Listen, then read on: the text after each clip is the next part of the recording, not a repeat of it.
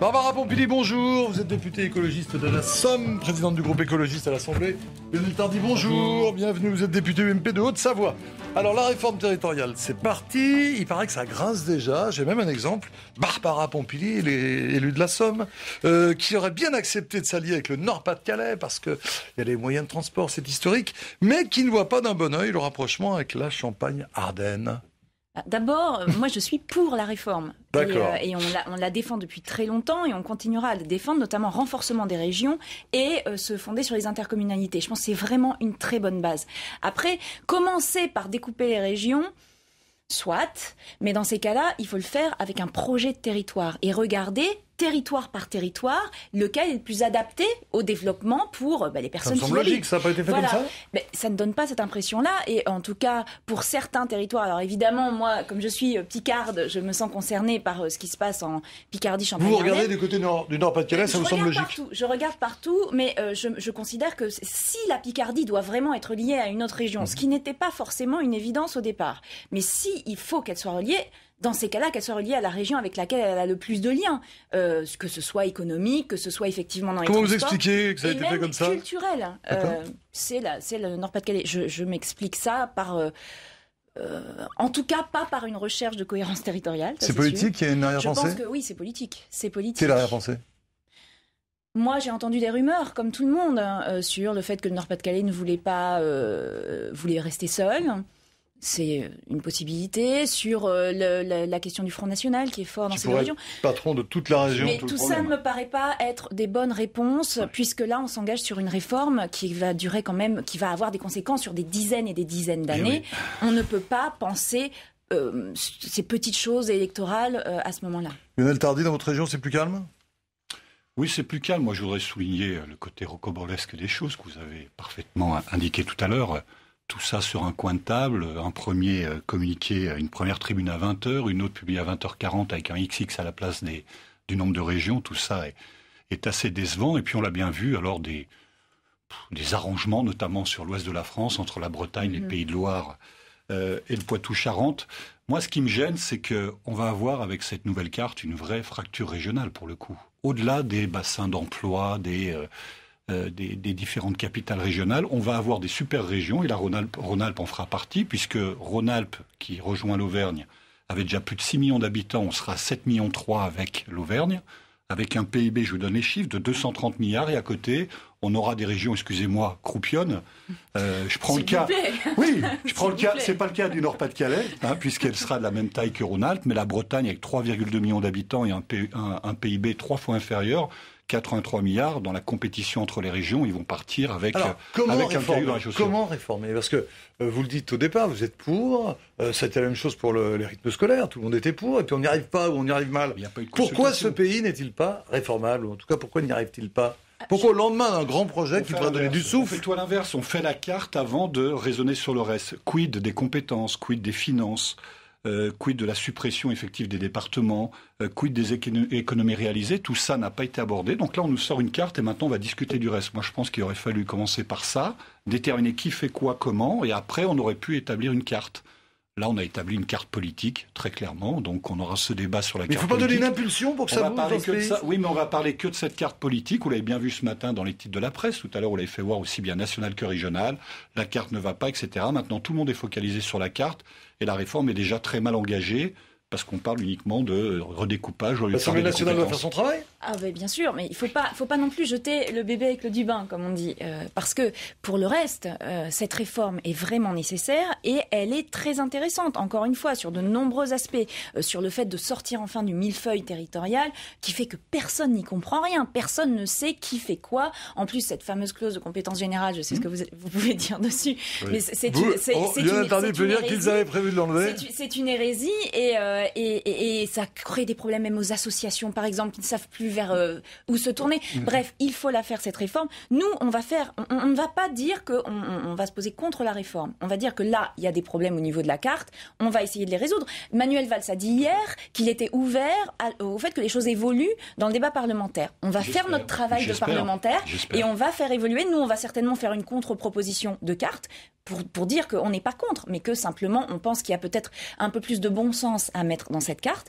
Et puis, on va soutenir l'intercommunalité qui va se développer. Il faut aussi que ces intercommunalités, pour qu'il y ait une vraie démocratie, qu'elles soient toutes élues au suffrage universel. C'est très important et ça rapprochera ça du citoyen. Et d'ailleurs, les maires mais on n'a aucune information. Vous voyez, on a fait les régions, l'intercommunalité qui fait partie du projet de cette réforme territoriale, on n'a aucune information. Les départements, est-ce qu'on supprime le département uniquement, les assemblées départementales?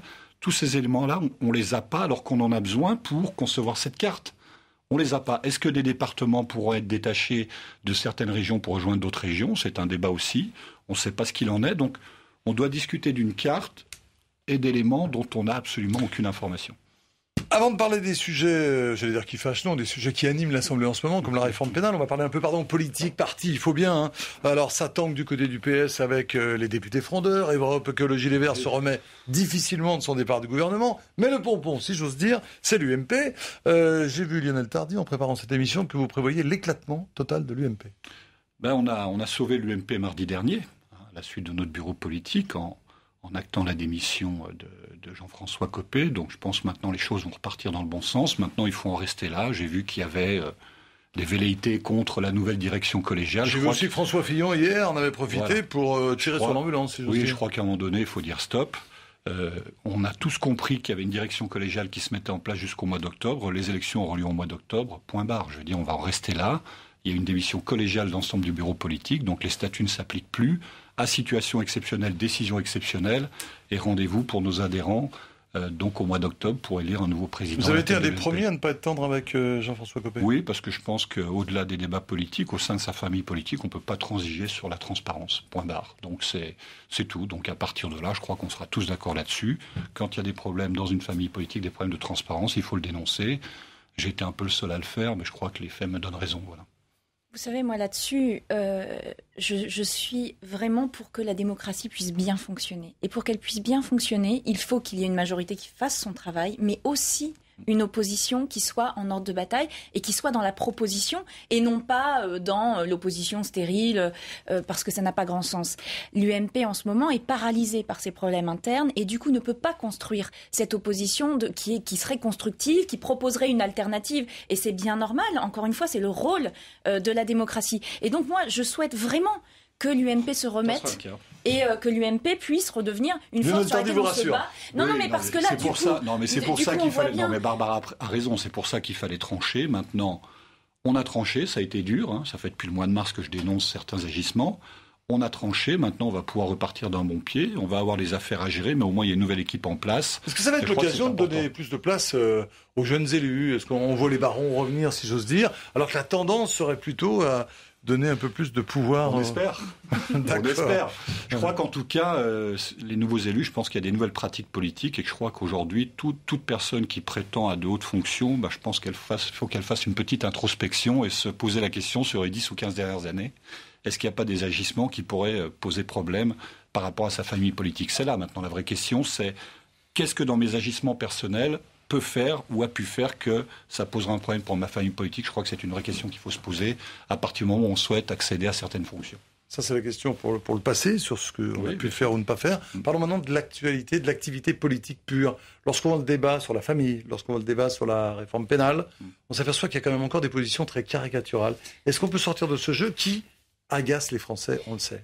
Alors, pour moi, c'est dans la droite ligne de ce qui se passe. C'est-à-dire que l'UMP est tellement empêtré dans ses problèmes internes qu'ils n'ont pas le temps, et d'ailleurs j'en ai discuté avec des élus UMP qui sont assez d'accord, ils n'ont pas le temps de travailler sur un vrai projet de fond. Et donc, on est dans l'opposition stérile, on est dans les positions caricaturales, on parlera peut-être de la réforme pénale tout à l'heure. Ce sont des positions qui sont... Mais tout le monde voit qu'on est dans l'exagération, qu'on est dans la caricature, et qu'on n'est pas dans la construction. Et donc on ne peut pas avancer, je pense que c'est encore une fois mauvais pour le débat démocratique, que ça donne une mauvaise image de la politique. Donc moi j'aimerais bien qu'enfin il puisse y avoir ce travail de construction de fond qui permette d'avoir des vrais débats. Quand vous dites que la contrainte, quand vous dites que la contrainte pénale, Oui. qui devait substituer aux peines jusqu'à 5 ans, Oui. vous, Europe Écologie Les Verts, vous dites non, il faut aller à tous les délits jusqu'à 10 ans. Est-ce que ça ne provoque pas, est-ce que ça n'incite pas une réaction un peu caricaturale? Ça a été adopté, c'est ça le problème. Non, qu'on propose le gouvernement a dit que ça allait être décalé jusqu'en 2017, pour je crois. l'instant, ça a été adopté en commission. Le texte sorti de la commission, Oui. il fait passer effectivement la contrainte pénale, donc de 5 ans à 10 ans. C'est une réalité. C'est-à-dire que le texte qui va arriver dans l'hémicycle, il est arrivé hier soir en discussion générale qui va être débattu au niveau des amendements. Il y a un amendement qui a été validé avec l'accord de la ministre de la Justice pour passer à 10 ans. C'est-à-dire qu'aujourd'hui, contrainte pénale jusqu'à 10 ans, je crois qu'en termes de signal au niveau des Français, c'est quand même quelque chose d'important. C'est seulement dans 3 ans et ce ne sera ça pas... change rien au problème. Oui, mais... Quel signal on donne? Oui, mais justement, quel est le problème? En quoi ça pose problème? Moi, vraiment, c'est ça que je ne comprends pas. On a un constat que nous partageons, je pense, qui montre qu'aujourd'hui, d'abord, il y a une surpopulation carcérale. Ensuite, les personnes qui sont en prison, et je parle pour des délits, parce que pour des crimes, la question de la récidive se pose assez peu finalement. La récidive de graves crimes, c'est 1%. Donc il faut le traiter, mais ce n'est pas ça le plus important. Pour les téléspectateurs, délit, alors c'est jusqu'à 10 ans, donc pour des délits graves évidemment. Oui, bien sûr. Et il y a une proposition de dire finalement la substitution à l'emprisonnement, donc la contrainte pénale, pourrait s'appliquer pour les délits passibles de peine jusqu'à 5 ans. Vous avez souhaité que ça passe à 10 ans. Alors, pourquoi? Parce qu'on se rend compte qu'actuellement, on a un grave problème de récidive. Moi, ce qui m'intéresse, c'est que la peine, une fois qu'elle a été appliquée, que ce soit en prison ou hors de prison d'ailleurs, parce que c'est au juge de voir ce qui est le plus adapté. L'intérêt de la contrainte pénale, c'est qu'il y aura une évaluation régulière, et ça, c'est très important. Justement, la question des moyens est essentielle, et vous avez raison de le souligner. Mais par contre... Les juges d'application des peines disent qu'il n'y a personne pour le faire. Oui, mais justement, là, il va y avoir une création de 1000 conseillers de probation, et puis il faut effectivement monter en puissance. Mais là, pour l'instant, on se rend compte aussi qu'on met des gens en prison, qu'ils ne sont absolument pas suivis à l'intérieur de la prison, que sur les petites peines, il y a 98% des personnes qui sortent en sortie sèche, c'est-à-dire sans aucun suivi. Donc ces personnes-là, puisqu'il y a une possibilité de transaction pénale. Non, mais donc ces personnes-là vont sortir. Ces personnes-là vont sortir et qu'est-ce qu'elles vont faire? Comme elles n'ont eu aucun suivi, comme elles ont fait 1 an de prison, 2 ans, elles ne seront pas réinsérées et donc elles vont recommencer, elles vont récidiver et elles vont revenir en prison. Super. Voilà l'intérêt du système tel qu'il existe aujourd'hui. Il faut le réformer, ce système-là. Réponse de Lionel Tardy. Vous calquez le système des primo-délinquants pour les récidivistes. Est-ce que c'est normal? Moi, je pense que pour les récidivistes, il ne faudrait pas qu'on calque le système sur les primo-délinquants. C'est pas normal. C'est pas normal. On donne un message d'impunité, c'est-à-dire qu'un récidiviste, il sait qu'il aura droit aux mêmes aménagements qu'un primo-délinquant. Ben si, c'est dans le texte. Le juge ça a été validé en commission. Vous étiez en commission. Ça a été validé en commission. Vous avez mis les peines planchées justement pour ces histoires de récidive. On s'est rendu compte. Heureusement, parce qu'on s'est rendu compte. Mais on s'est rendu compte que d'abord, les juges savent très bien faire leur travail et donc ce n'est pas la peine de créer des peines obligatoires. Et on s'est rendu compte que ces peines obligatoires, elles ne touchaient pas les graves, les gens très dangereux. Elles touchaient surtout des personnes qui étaient plutôt des petits délinquants et surtout des gens qui étaient toxicomanes, par exemple, qui ont surtout besoin d'un suivi, surtout besoin d'être sortis de leur toxicomanie. Mais non, c'est de la caricature. Possibilité de transaction pénale c'est de la caricature. Avec les officiers de police judiciaire pour les contraventions de 5e classe, que ça soit le fumeur de cannabis ou que ça soit les vols à l'arraché. Transactions financières, c'est dans le texte. Vous étiez en commission, j'étais en commission, c'est dans le texte. Et c'est ce qui va être voté dans l'hémicycle tout à l'heure. Et il faut le dire aux téléspectateurs. Arrêtez de dire, dans le texte. On fait du laxisme, on va vider les prisons, etc. On veut que ce soit efficace. Vous payez une amende et c'est réglé. Mais non, c'est pas vrai. La question importante, c'est la question d'avoir du suivi. C'est la question de faire en sorte que ces gens qui tombent dans la délinquance en sortent.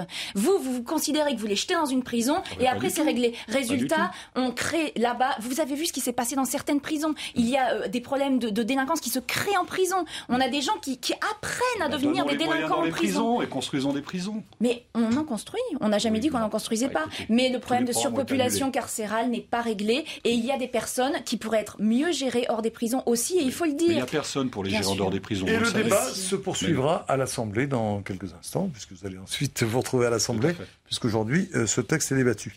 Merci d'avoir entamé cette journée avec nous. Barbara Pompili, je rappelle que vous êtes députée écologiste de la Somme. Dans quelle région? On verra.